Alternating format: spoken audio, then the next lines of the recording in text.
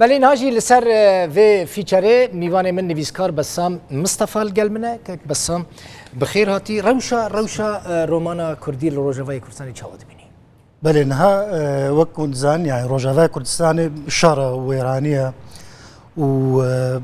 يعني دنگي هري بلند وك مروف بيجي دنگي شر ويراني ورزقار كرني ويعني براستي رومانا كردي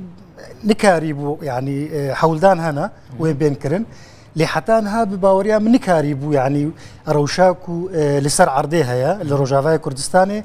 نشان بدي دريا برهمن روماني دا وبقشتيجي يعني بسانها البتشال بس بيش رومان بي تشيروك بي نكاري بو الجوري بي جبر يعني هروب صدي رومانات كانوا بين نفيساندن كوتش بري هيا هر مروفك كردن هابو رومانك براستي لباكوري كردستاني لباشور لروجلاتي كردستاني هاي وانج رومانا كردي الروجافا هيا يعني دزانن كل روجافا كردستاني رومان هاتنا نفيساندن وكاكو من هات في رابورتي داديت بله او مسألة زارافايا هيا مسألة كو مثلا بيجن بلاتيني تنفيساندن بلكي الباشور تايبتي وروجلاتجي نكاري بن زيادة بين لي فيداويه تفجرك بيجن جوهاستني يعني ورجراندني تشيبويا براسي يعني رومانين حليم يوسف بتايبتي جان دوست يعني ميرنامه بصوراني دركت زرافي صوراني والباشور ترهات بيشوازي كرم براستي شغل باكورش تير خواندن اللي بتايبتي الباشور تر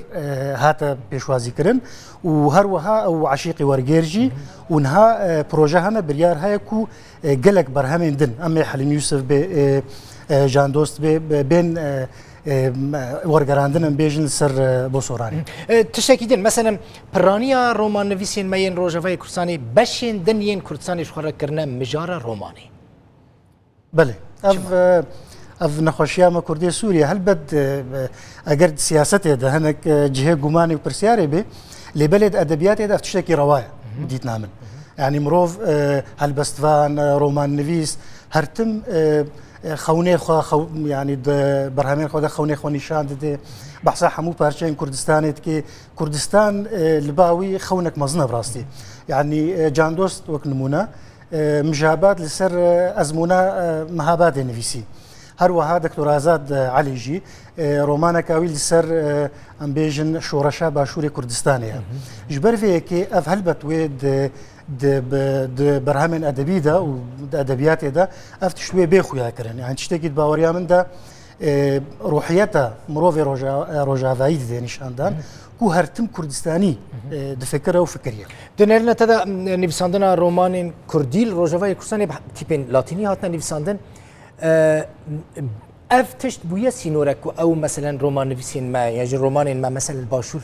باش ناين خواندن يانجي لرجلاتي كردستاني باش ناين خواندن بله وقت ما بحث لك نيجاتيف نباش هي السربيه بله وقت ما بحث جيكر تاثير هلبت وهبه لانها في داويد دمين داويدا هيدي او سينور ايدي رادبن